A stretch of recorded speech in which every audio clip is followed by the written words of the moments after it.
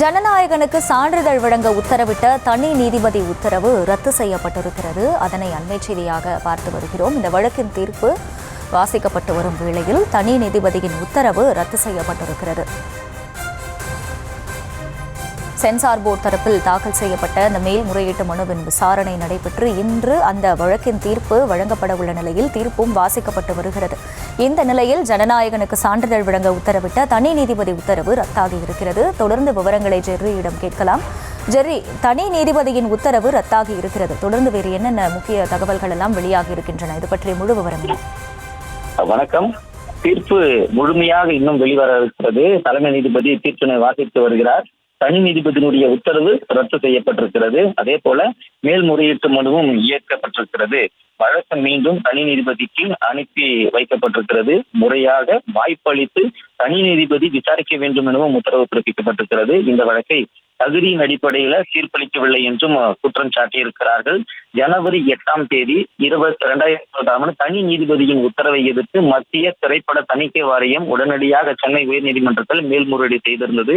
ஜனவரி 9ஆம் தேதி சென்னை உயர்நீதிமன்ற தலைமை நீதிபதி டி வர்த்தவ அமர்வு தனி நீதிபதி PT ஆஷாவினுடைய உத்தரவுக்கு இடைக்கால தடை விதித்திருந்தது.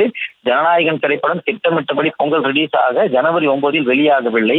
ஜனவரி 15ஆம் தேதி சென்னை உயர்நீதிமன்ற தலைமை நீதிபதி அமர்வு உத்தரவுக்கு எதிராக படக்குழு உச்ச நீதிமன்றத்தை நாடியது. உச்ச நீதிமன்றமோ இந்த வழக்கை விசாரிக்க மறுத்து சென்னை உயர் நீதிமன்றத்தையே அணுகுமாறு கூறி மனுவை தள்ளுபடி செய்து வைத்தது. ஜனவரி 20ஆம் தேதி உச்ச நீதிமன்ற உத்தரவின் அடிப்படையில சென்னை உயர்நீதிமன்றத்தில் மேல்முறையீட்டு மனுவை பட தயாரிப்பு குழு தாக்கல் செய்திருந்தது. அனைத்து தரப்பு வாதங்களையும் கேட்டறிந்த பின்னர் உயர் நீதிமன்றம் தீர்ப்பை தேதி குறிப்பிடாமல் ஒத்திவைத்தது. ஜனவரி 27ஆம் தேதியான இன்று ஜனநாயகன் படத்துக்கு தணிக்கை சான்று கோரும் வழக்கு தற்பொழுது தீர்ப்பு வாசிக்கப்பட்டு வருகிறது. முறையாக வாய்ப்பளித்து தனி நீதிபதி விசாரிக்க வேண்டும் எனவும் உத்தரவு பிறப்பிக்கப்பட்டிருக்கிறது. இந்த வழக்கை தகுதியின் அடிப்படையில தீர்ப்பளிக்கவில்லை என்றும் ஜெர்ரி, நீங்க இணைப்பிலேயே இருங்க, தொடர்ந்து இது பற்றி பேசலாம். அடுத்தபடியாக செய்தியாளர் மதியழகன் இணைப்பில் இணைக்கிறார், அவரிடம் கேட்கலாம். மதி, வணக்கம். தனி நீதிபதியின் உத்தரவு ரத்து செய்யப்பட்டிருக்கிறது. இந்த ஜனநாயகன் வழக்கை பொறுத்த வரைக்கும் அடுத்த கட்டமாக என்ன மாதிரியான நடவடிக்கை மேற்கொள்ளப்படும்? படக்குழு தரப்பிலிருந்து வேறு என்னென்ன நடவடிக்கைகள் எடுக்கப்படும்? தற்பொழுது 2 நீதிபதிகள் அமர்வு தீர்ப்பளித்திருக்கிறது. அதாவது ஜனநாயகன் படத்துக்கு உடனடியாக தணிக்கை சான்றிதழ் வழங்க வேண்டும் என்ற தனி நீதிபதியினுடைய உத்தரவு ரத்து செய்யப்படுவதாக நீதிபதிகள் தெரிவித்திருக்கிறார்கள். தனி நீதிபதி இந்த வழக்கை உரிய அவகாசம் அளித்து விசாரிக்கவில்லை என்றுதான் தணிக்கை வாரியம் குற்றச்சாட்டு முன்வைத்தது. தற்பொழுது அந்த தனி நீதிபதியுடைய உத்தரவை ரத்து செய்திருக்கக்கூடிய நீதிபதிகள் இந்த வழக்கை மீண்டும் தனி நீதிபதிக்கு அனுப்பி வைத்து உத்தரவிட்டு இருக்கிறார்கள். மேலும் இந்த வழக்கை தாங்கள் தகுதியின் அடிப்படையில், அதாவது மெரிட் அடிப்படையில் தாங்கள் விசாரிக்கவில்லை என்றும் நீதிபதிகள் தங்கள் உத்தரவில் குறிப்பிட்டிருக்கிறார்கள்.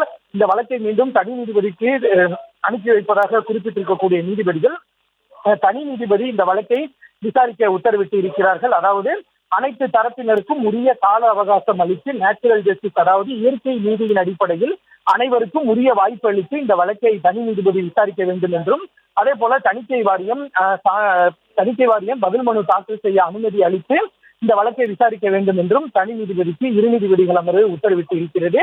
மேலும் படத்தை அந்த மறு ஆய்வுக்கு உட்படுத்துவதா இல்லையா என்பது குறித்து தனி நீதிபதி தான் முடிவெடுக்க வேண்டும் என்றும் 2 நீதிபதிகள் அமர்வு குறிப்பிட்டு இருக்கிறது.